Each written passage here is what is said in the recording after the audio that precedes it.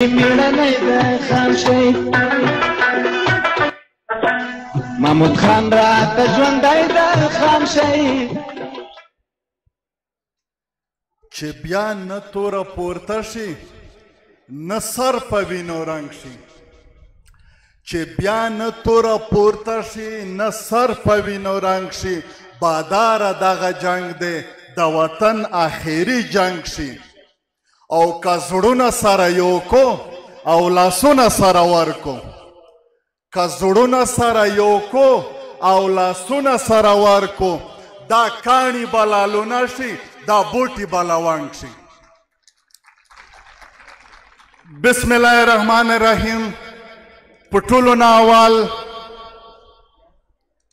د نن ډېر تاریخي جلسه ډېر قدرمن مشر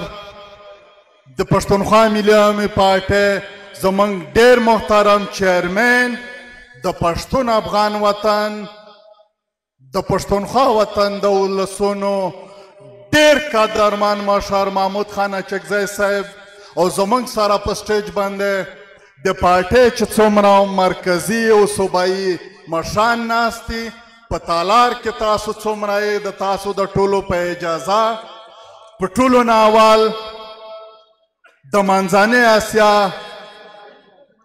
ډېر انقلابي ډېر ځیرک سیاسي مشر چې نن 50م تلین یې دی د خان شهید عبدالصمد خان اچکزي هغه ته د عقیدت سره ګلونه وړاندې کوو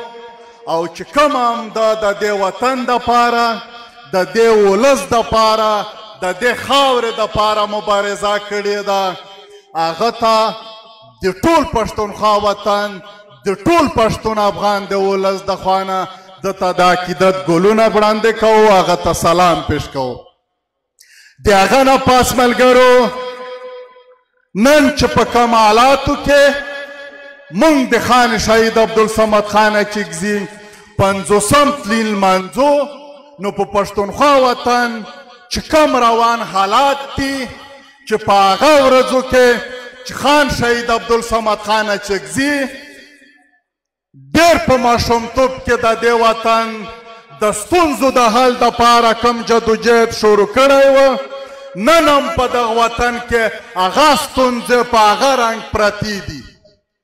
ځکه چې که نن هم مونږ وګورو د پښتونخوا وطن په هره علاقه کې که وزیرستان ګورې د اپریشنونو په نوم باندې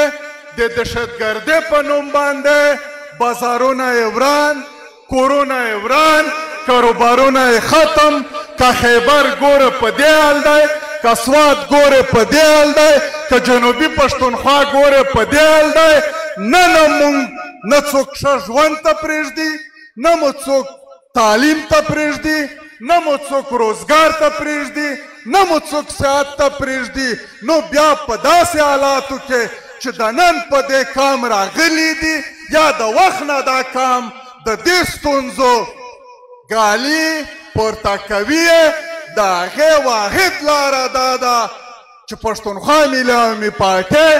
د ډېر قدرمن مشر محمود خان اچکزي په مشرۍ کې د دې وطن د ټولو ستونزو حل پیدا کولی شي خو شرط دا دی چې که ولس ملګرتیا وکړي که د وطن ملګرتیا وکړي که قام ملګرتیا وکړي نو نن به مونږ یو لوز کوو نن به مونږ یو وعده کوو د خپل وطن د ټولو بدبختیو نه د خلاصون دپاره په خپل وطن کې د ښه روزګار دپاره په پښتونخوا وطن کې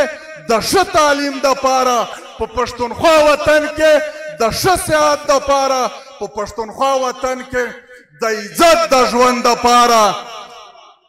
مونږ د پښتونخوا ملي عوامي پارټۍ ملګري به جوړېږو په ولس کې به مونږ خپل ولس ته ځان رسوو دا تبلیغ به کوو کور په کور حجره په حجره جومات په جومات به ګرځو د وطن د دغې ټولو ستونزو د خلاصون دپاره زموږ سره واحد لاره پښتونخوا نیلام پارټۍ پاتې ده. موږ تاسو ټول به حمایت کوو ځکه چې نن په دې وطن کې موږ تاسو دې حالت ته رارسېدلي یو چې په پښتون افغان وطن کې زموږ خویندو میندو ته زموږ سپین ږیرو ته چې چا به په بد نظر وکتل ډېر لویه کیسه به وه. نن د دې وطن زموږ